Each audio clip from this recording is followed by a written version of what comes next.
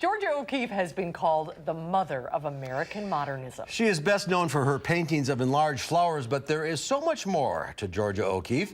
You may or may not know she was born in Sun Prairie, Wisconsin. Georgia O'Keeffe was born on November 15, 1887, in a farmhouse not far from downtown Sun Prairie. She was the second of 7 children. Joe Chase is an O'Keeffe historian and has created an exhibit to honor Sun Prairie's most famous former resident. She's a Midwestern rural farm girl. Sun Prairie. And she was a tomboy, and so were the other girls when they were outside. You come inside, you dress properly, you paint, they'd all sit around and listen to readings and stories. They'd play the piano. I mean, like I said, the influence of her mother's side of the family was so strong. It was growing up on the 600-acre farm with vast vistas where O'Keeffe developed the faraway, nearby view of the world. And what that is the influence of the horizon, where the ground meets the sky, and whether it be in New Mexico or whether it be in the rolling hills of Wisconsin, where the wheat fields were right out her window, and in the rolling hills of Sun Prairie. O'Keeffe attended grade school in Sun Prairie and went to high school at Sacred Heart Academy in Madison. At the age of 10, she decided to become an artist. She moved with her family to Virginia in 1903 and eventually to New York City and international acclaim. And around the 1900s, art was changing.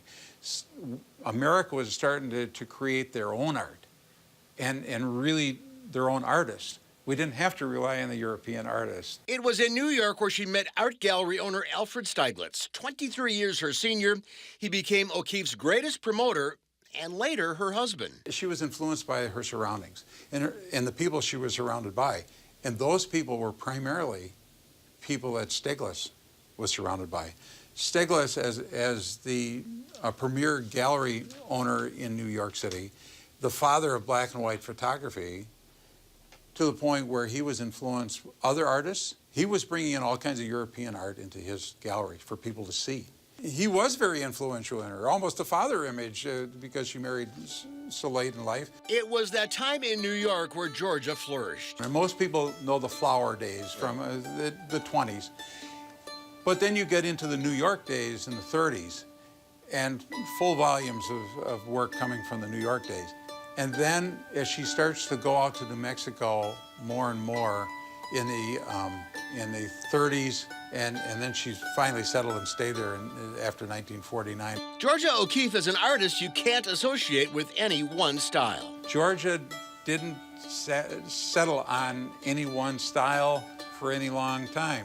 It was charcoals, it would be watercolors, then it would be oils, then it would be pastels, and then she started to develop her own media. And so diverse, from simple charcoal abstracts to complicated paintings that were, she painted one art piece that's in the Chicago Institute on scaffolding because it's 20 feet long and 10 feet high. They tried to figure out how to get it up the stairwell and put it in a gallery. They left it in the stairwell. What Joe is trying to do here in Sun Prairie is make people aware of O'Keeffe's early life and the influence southern Wisconsin had on her. And I always test people outside of this environment. Well, you know, I know a little bit about art. You know anything about art? Can you give me the name of the most famous female artist you know? And people kind of roll their eyes and say, what do you mean? People aren't saying that much anymore. An O'Keeffe painting sold at auction last year for $44.4 million. Not bad for a little girl from Sun Prairie who went on to become the most famous female artist ever. And to raise O'Keeffe awareness in Sun Prairie, the city is holding an art festival and evening gala celebration, all things Georgia O'Keeffe. There will be events all over the city, including an evening gala at the Colonial Club. Tickets and info available at cityofsunprairie.com/museum site. Tickets are $35. That was so interesting. I wish my mom was here. That's her favorite artist. And there's a huge museum in Santa Fe that has all the original works. And a lot of people go to that museum and then they come up here to Sun Prairie to see her roots. Oh, isn't that is so interesting. Yeah, she's a fantastic artist. So she was in Santa Fe most of her life, but started here in southern Wisconsin. She grew up here. Yeah. She moved when she was 12 years old. Spent a lot of time in New York.